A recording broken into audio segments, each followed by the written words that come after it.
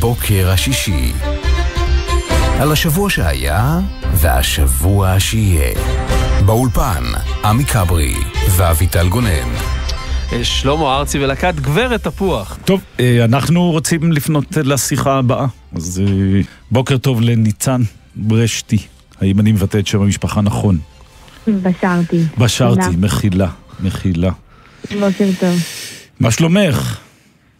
אני בסדר, עוד סופה שאני לקראתי.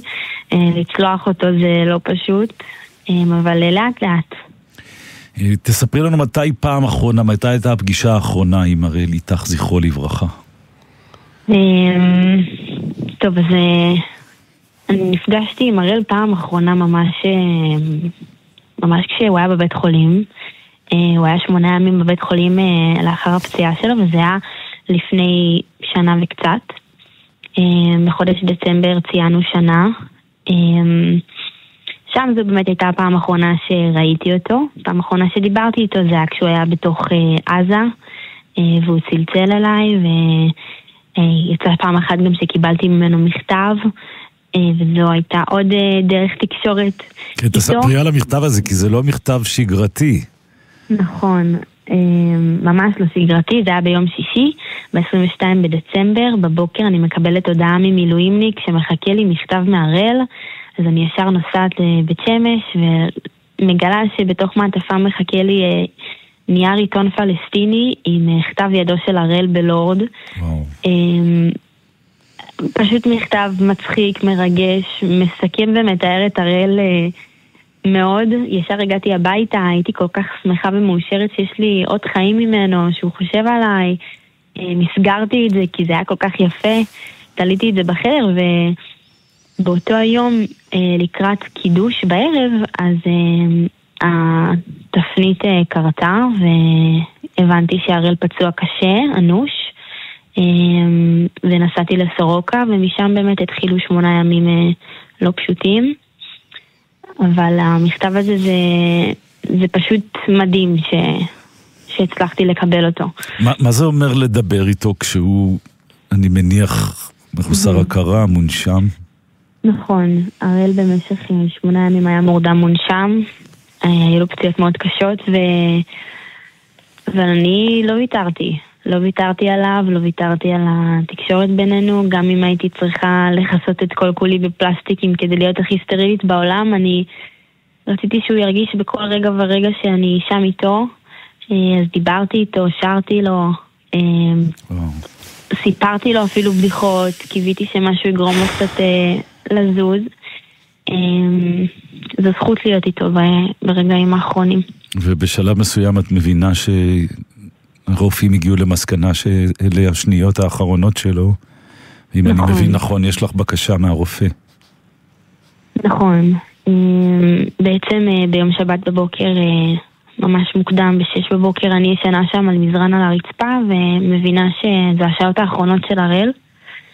הגוף פשוט לא יודע איך להגיב, הוא פועל מאוטומט. ישר התקשרתי לאבא שלי, וממש בשעות האחרונות, אז סביב המיטה של הראל ביקשתי מהרופא את הסטטוסקופ שלו, כדי לשמוע את פעימות הלב של הראל, הפעימות האחרונות. ניסיתי ממש להתרכז, לשים את היד על הלב שלי ועל הלב שלו עד שהפעימות לב שלנו הסתנכרנו, ומשם פשוט שחררתי אותו. אמרתי לו שזה הזמן באמת לנוח. רציתי שהוא יחווה שלווה ושאני איתו. אני מרגישה שזכיתי להרגיש ולשמוע את הדפיקות לב האחרונות שלו, ומשם חיי השתנו.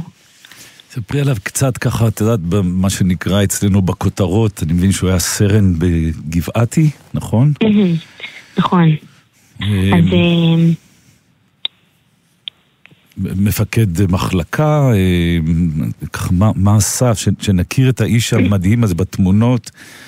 אם אני, כאילו, עכשיו איך שאת מדברת ומספרת, אני נגמר בפעם השלישית או הרביעית, אבל התמונות שלכם ביחד הן חורכות את הנשמה. תספרי עליו טיפה שנוכל לשאת אותו בליבנו, בנפשנו, לפחות בשעות הקרובות. אז הראל איתך, זה קודם כל השם והאגדה. הוא היה קצין, מפקץ לוחמים בן 22 בסרט גבעתי. הוא אהב את המדינה כל כך, הוא ידע שהוא הנכון להיות בפרונט ליין, והוא אימן את הלוחמים שלו בקשיחות רבה, כי תמיד אמר להם, יכול להיות שמחר יש מלחמה ואתם אלה שתהיו פה להגן על המדינה, ובאמת ככה היה. בכללי על הראל כאילו נולד וגדל בנתניה, הוא תמיד אהב להיות עם חברים, לעשות אקסטרים, הוא כל כך אהב כלבים, שזה מה שמוביל אותנו בעצם, עוד מעט נדבר על זה לשיר.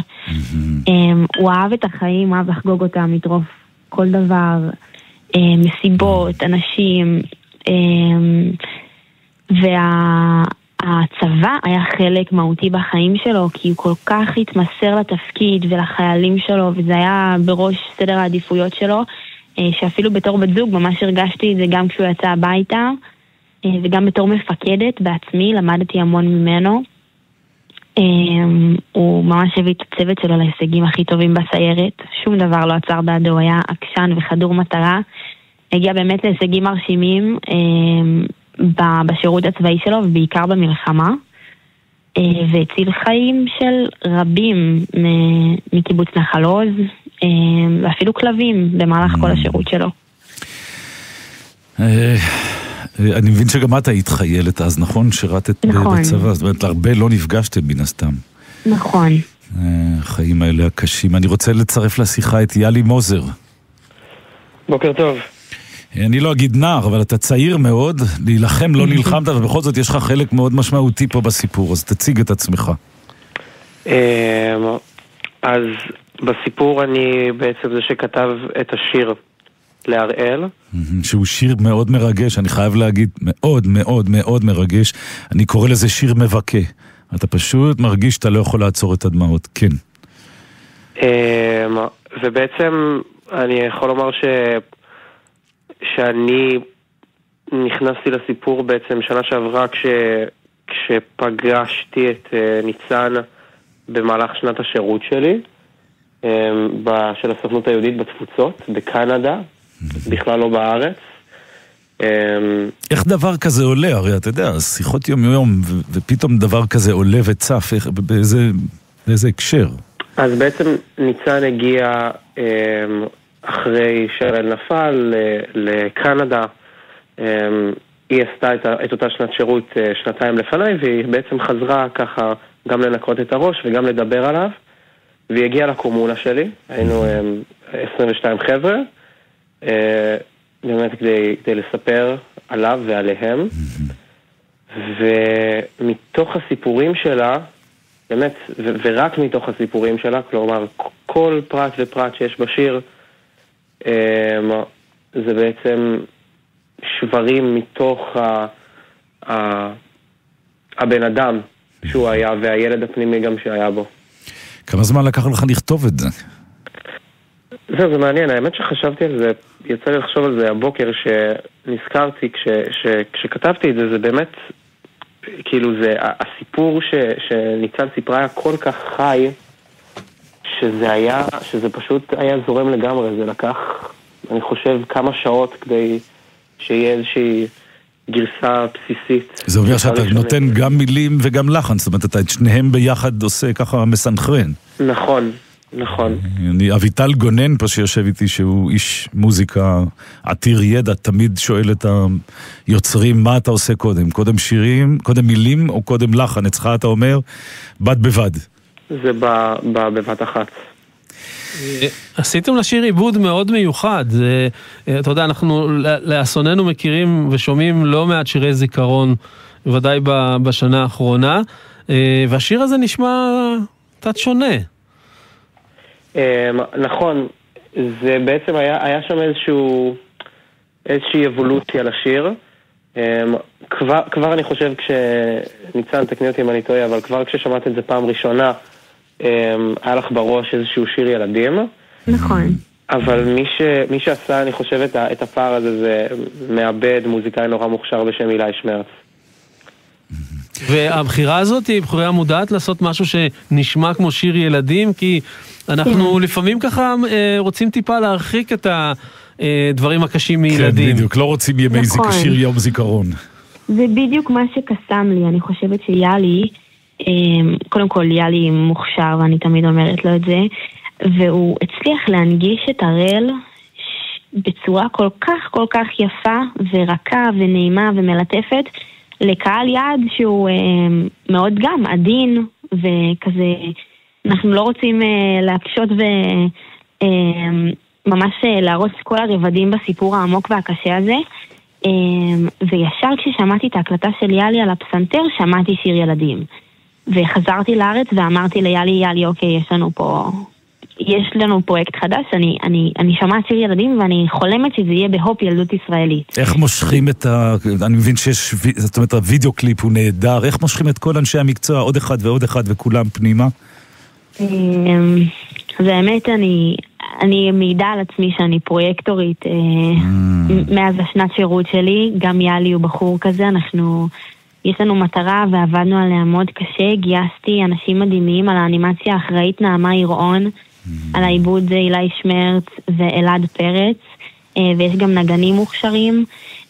גייסתי אותם, היה לי חשוב שכל אחד ואחד מהם קודם כל יכיר את הראל, יכיר את הסיפור, יתחבר, ירגיש שהלב שלו שם, ואז באמת יבצע את הקסם שלו. עשו את זה בהתנדבות, וזה פשוט מדהים.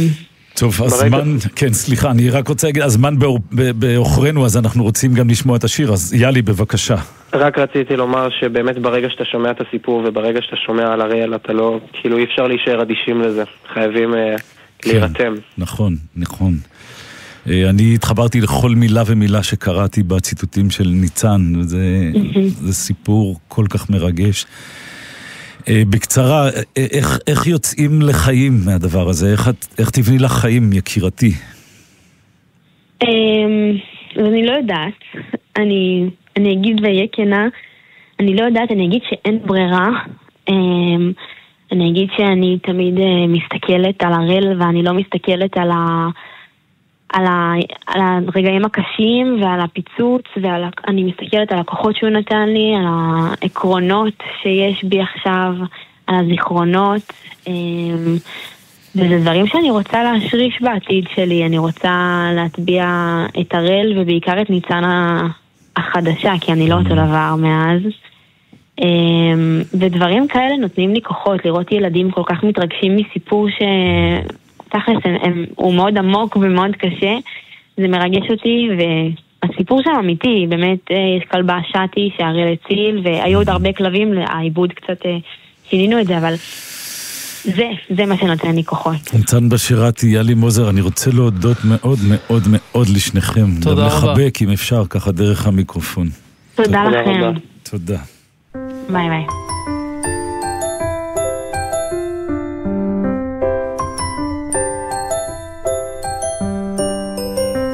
הראל מסתובב בחצר על אופנוע מפלסטיק שקיבל מחבר, וחיוך עם שיניים שלא מתבייש, הוא הבטיח לי שהיום ניפגש. אבל מי זה נובח שם בין השיחים? זהו צ'אקי נכנס לתוך סבך של קוצים, ולמרות שעכשיו הוא טיפה מאחר, הוא צולל לקוצים ולצ'אקי עוזר. הראל מסתובב